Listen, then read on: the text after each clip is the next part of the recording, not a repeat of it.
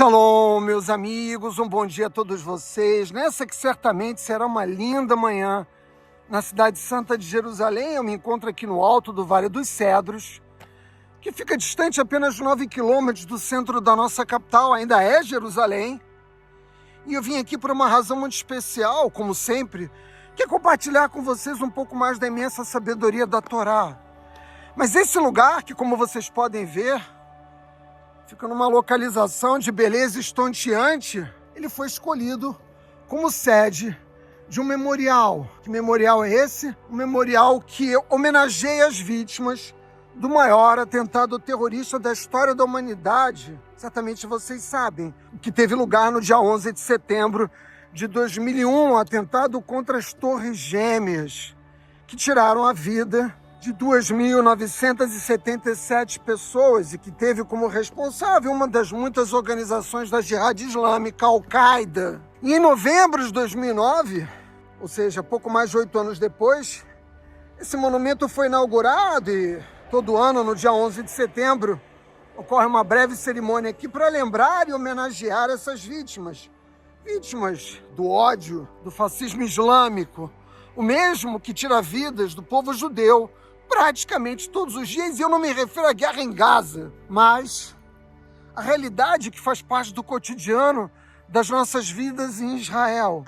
Portanto, o nosso povo conhece muito bem o preço que se paga por suportar o terrorismo e todo esse ódio, de tal modo que nós somos obrigados moralmente a nos solidarizarmos não só com os Estados Unidos, mas com todos aqueles que também são vítimas desse mesmo ódio. Essas placas, o monumento ele é de bronze, essas placas elas registram os nomes dessas vítimas. O Fundo Judaico Mundial e a KKL, a Keren Kayemet Israel, que é uma organização sionista centenária, foi responsável por erguer esse monumento, que é absolutamente necessário e nem poderia estar em outro lugar que não fosse na nossa capital espiritual. Todos nós devemos ter em mente a necessidade de combate sem pacto nem trégua a todo o complexo de organizações situados naquilo que nós chamamos de Jihad Islâmica. Não por outra razão, Israel segue na sua guerra contra o terror em Gaza e nós seremos vitoriosos, mais uma vez. Me permitam sentar ali no banco para poder transmitir a vocês a minha mensagem de Torá, como é do conhecimento de todos, o povo judeu no mundo todo, a fazer a leitura da nova porção semanal da Torá, que nesse Shabat corresponde à Parashá Ekev. Ela é a terceira Parashá do livro de Devarim. E eu quero, antes de começar a falar da lição que eu pretendo compartilhar com vocês nessa manhã, aqui dessa Parashá, eu quero pedir a vocês orações.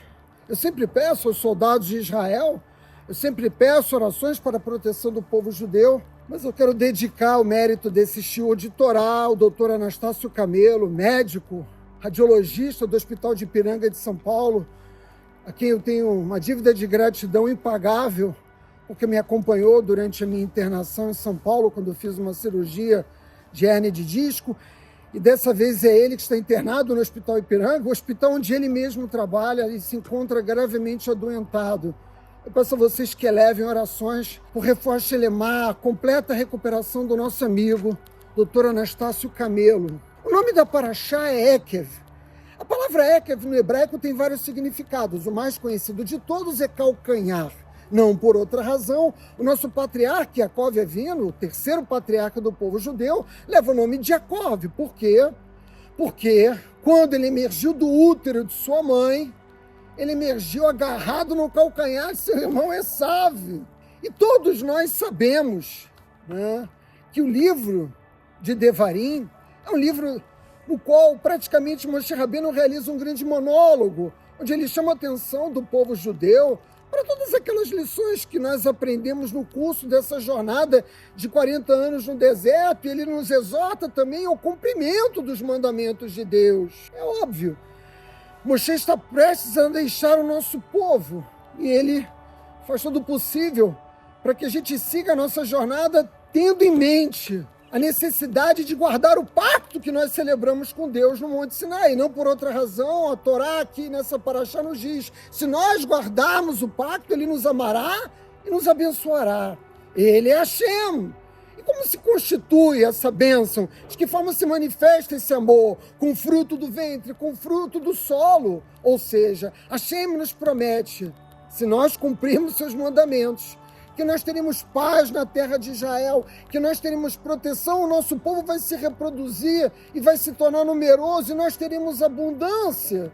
Nosso povo poderá viver tranquilo na terra de Israel. Essa promessa é uma promessa memorial, mas é preciso que se diga que as recompensas, elas decorrem do mérito do nosso povo, que aqui, no caso, se resume basicamente ao respeito dos mandamentos de Deus. Isso é algo que é simples, mas que ao longo da história muitas vezes foi esquecida pelo nosso povo. Nós somos intocáveis, nós somos invencíveis quando nós cumprimos o pacto que celebramos com Hashem no Sinai, quando nós guardamos os seus mandamentos. Mas aqui, e você pode não considerar que até aqui as minhas palavras têm um grande significado, porque, na verdade, nós exortamos os judeus e os que querem viver como monoteísta a cumprir os mandamentos que lhe cabem, mas aqui nessa paraxá, e os mefashim, os comentaristas da Torá nos ajudam a perceber uma lição adicional,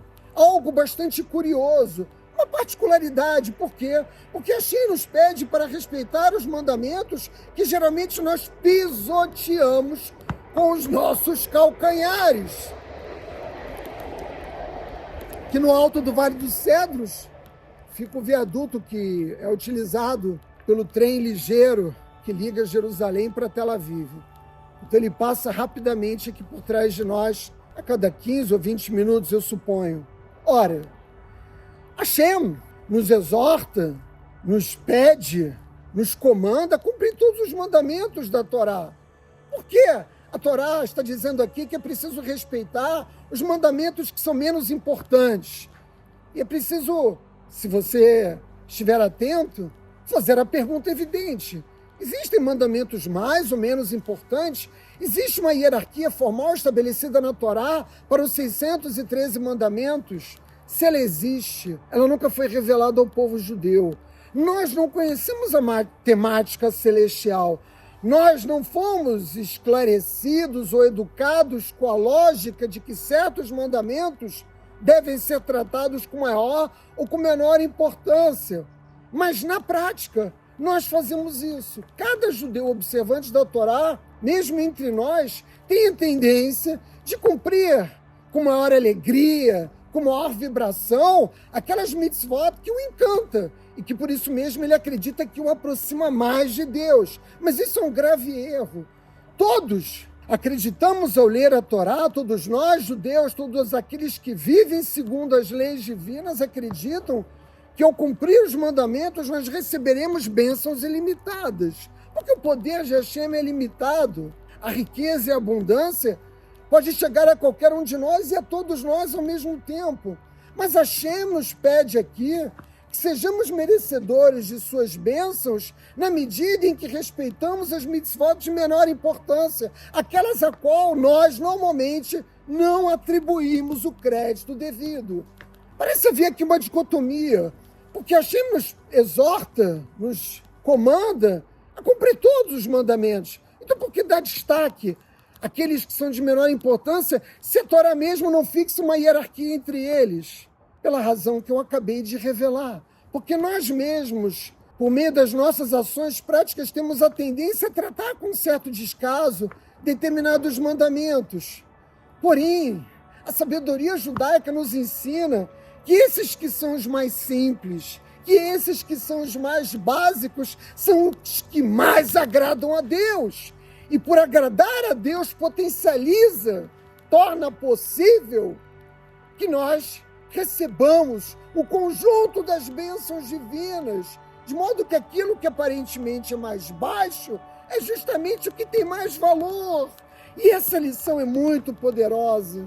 Ao longo dos anos, Eu já tive a oportunidade de dizer a vocês diversas vezes que Yoshua Binu, como relata a narrativa da Torá, foi escolhida para substituir Moshe Rabbeinu na liderança do nosso povo. Mas, afinal de contas, qual era a qualidade? Ou as qualidades que ele possuía que fizeram com que Deus não escolhesse, por exemplo, um dos filhos de Moshe, mas Yoshua Binu, o mais dileto aprendiz, discípulo de Moshe Rabbeinu. E a Torá oral nos esclarece. Mérito de Yoshua Binu estava no fato de que depois de estudar a Torá e os mandamentos divinos nas tendas de Israel, nos Midrashim, ele organizava as mesas, guardava os livros, limpava o espaço onde o estudo da Torá tinha lugar. É claro que Yoshua possuía outras imensas qualidades, além de ser um guerreiro extraordinário, mas por fazer o mais simples, o mais básico, ele recebeu a maior de todas as recompensas, liderar o nosso povo pela conquista de Eretz Israel. A Torá está cheia de exemplos que mostram que são as menores ações, aquelas que são tratadas por nós como de menor importância, que são lançadas, de certa forma, até mesmo num certo ostracismo, que tem mais valor, que mais alegram o Criador. Porque as pessoas olham para a Torá, mesmo os noéticos, que devem cumprir apenas 7 mitzvot, e acreditam que não são capazes de cumprir. Comece a fazer o mais simples, comece a fazer o mais básico. Esse é um ponto fundamental. Essa é uma lição poderosa da Torá que ecoa no tempo e que chega até nós aqui, no alto do Vale dos Cedros, em pleno século XXI, diante desse monumento. E nós temos, ao longo dos anos, reiterado que a nossa geração é a geração dos calcanhares do Mashiach. Eu já utilizei essa expressão inúmeras vezes ao longo dos anos aqui. Mas o que significa exatamente isso? E eu quero me dedicar a esclarecer isso a partir de agora. Vejam, o termo, ele é apresentado para nós e também esclarecido por meio das lições do Talmud. A geração do Sinai era a geração do entendimento. Ela foi a geração de maior nível de elevação espiritual do nosso povo, e foi por isso que ela recebeu a Torá no deserto. Portanto, ela representa a cabeça do nosso povo, literalmente. Mas, Átila, se a geração do deserto foi a do entendimento, se a geração do deserto é que está na posição mais alta, né, no interior da sabedoria judaica, qual é a posição que a nossa geração, milhares de anos depois, ocupa no corpo, né, do povo judeu? Nós somos os calcanhares. Nós estamos na posição mais baixa. Assim como aquela geração do deserto é análoga à cabeça do povo judeu, a nossa é análoga aos calcanhares. Nós estamos na posição mais baixa. E a razão para isso é evidente. Decorre da tumá, da impureza, das transgressões maciças da Torá.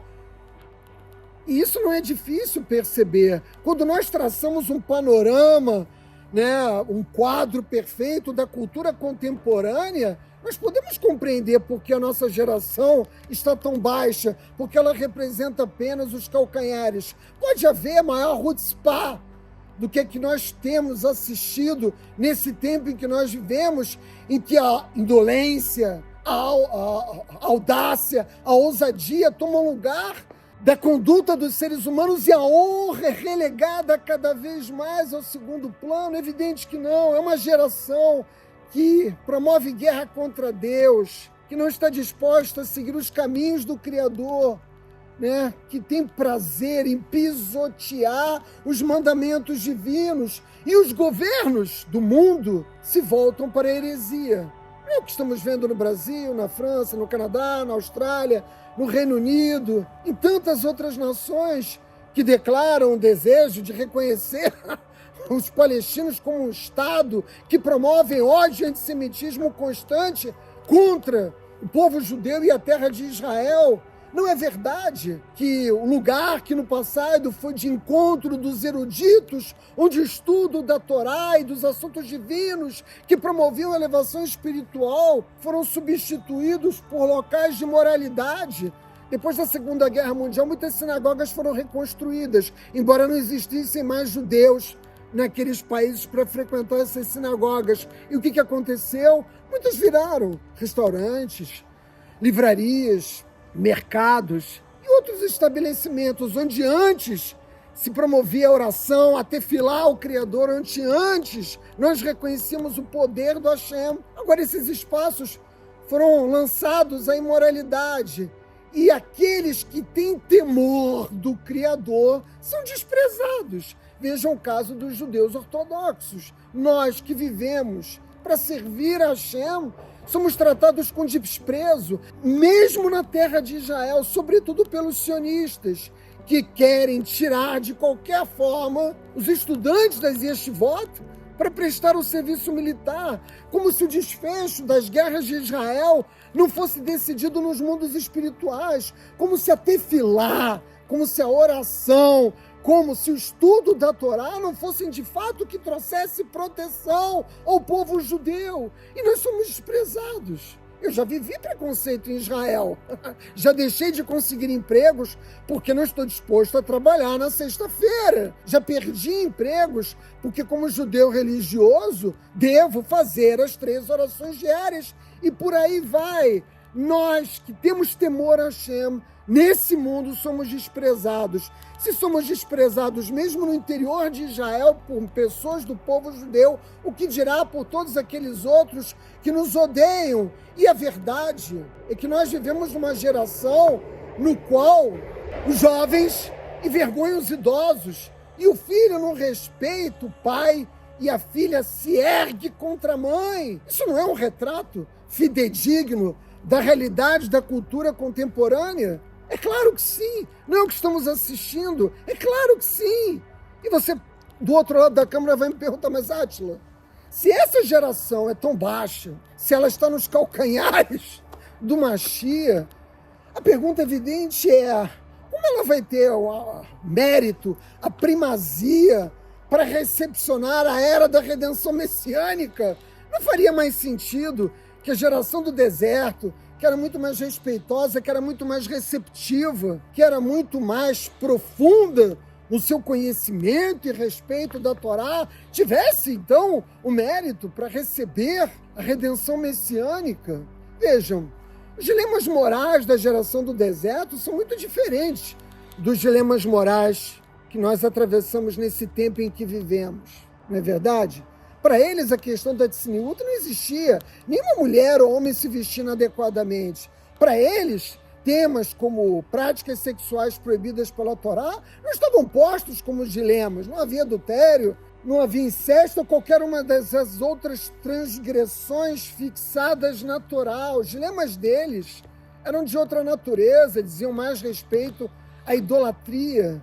Mas para nós que vivemos nesse mundo caído, os dilemas são de todas as ordens. Nós enfrentamos dificuldades de respeitar o conjunto dos mandamentos divinos. E o mundo espiritual, mundo no qual o palácio celestial de Hashem está erguido e no qual ele tem a sua existência, é um mundo perfeito, de harmonia perfeita, no qual tudo acontece segundo a verdade revelada, porque Hashem não se oculta das suas criaturas, das legiões de anjos que servem ao Criador e todas as outras criaturas que Hashem criou e que habitam esses diferentes níveis espirituais. Mas para nós, estamos encobertos por uma densa e grotesca camada que nos impede de ver o Criador, que é um ocultamento que Deus criou para que o homem tivesse garantido o exercício do livre-arbítrio. Os nossos dilemas são de outra natureza. E nós necessitamos da Torá. Por isso, Moshe Rabbeinu conseguiu trazê-la do Monte Sinai e nós necessitamos da redenção messiânica. Vejam, quando o nosso povo já atravessava mais de um século de escravidão no Egito, ele clamava, ele orava ao Criador por misericórdia, que enviasse o libertador do nosso povo. Até que essas orações chegaram nos céus e romperam os portões do palácio, e Hashem ouviu que havia chegado a hora de libertar o povo judeu. nós atravessamos um momento histórico muito semelhante a esse, porque apesar de toda a impureza, das transgressões maciças da Torá, as nossas ações que iluminam o mundo, a nossa oração, o nosso estudo de Torá, atravessam essa densa e grotesca névoa que nos oculta do Criador e chega até o Palácio Celestial. É verdade que a nossa geração é uma geração caída, mas é verdade também que a geração dos nossos antepassados nos deixaram um legado imemorial. E eles são os nossos fiadores. Os patriarcas, Moshe Rabbeinu, os líderes das tribos, Yosef Atzadik e tantos outros. Eles não tiveram mérito de restabelecer o nível de elevação espiritual que a humanidade tinha antes de Adão e Rava comerem do fruto da árvore do conhecimento do bem e do mal. A nossa geração está sendo chamada a ter uma nova oportunidade histórica para curar as feridas do mundo. Nós temos nas nossas mãos esse poder. É uma geração que tem essa oportunidade e que não deve, apesar de toda a queda em que nós nos encontramos e todo esse cenário devastador de crimes e práticas horrendas que tem lugar nesse mundo em que nós vivemos, nos lembrar que, embora nós estejamos nos calcanhares, quando nós nos colocamos sobre os nossos calcanhares, elevamos os nossos olhos aos céus, nós podemos ver com clareza, se tivermos a emuná adequada, o amor que Hashem tem pela humanidade. E esse sentimento é um sentimento muito poderoso, meus amigos, de tal modo que nós, se fizermos o mais simples, se fizermos o mais básico, vamos conseguir, assim como a geração que viveu na escravidão do Egito e que vagou pelo deserto 40 anos, nós também seremos ouvidos. Nós também conseguiremos fazer com que o Criador faça ter, finalmente, curso a era messiânica. E essas ações que nós realizamos aqui nesse campo de batalha, por assim dizer, tão inferior que é o mundo físico, o Olamazé, que é o mais baixo de todos os mundos que a Kadosh criou, nos permite, um nível de elevação que outras gerações não puderam alcançar. Possivelmente porque nós estamos no mais baixo nível. A geração de Moshe foi extraordinária. E como eu disse, ela foi a fiadora da existência do nosso povo. Todos os dias, quando nós rezamos, nós agradecemos a Hashem por Avram, Yitzhak e Yaakov. Nós agradecemos pela sabedoria que Moshe compartilhou com o nosso povo. A nossa geração possui um maior poder do que nós podemos imaginar. Nós podemos fazer chegar ao mundo a redenção. Nossa geração tem essa capacidade, esse potencial, e nós não podemos esquecer isso em momento algum. E para isso basta nós sejamos capazes de acender as luzes, assim como o sol se manifesta agora no horizonte, lançando seus raios de luz sobre todos nós que estamos no ponto mais baixo da história humana. Podemos nos erguer, podemos trazer ao mundo a redenção. E é isso que a Torá, meus amigos, está nos ensinando. Shabbat Shalom.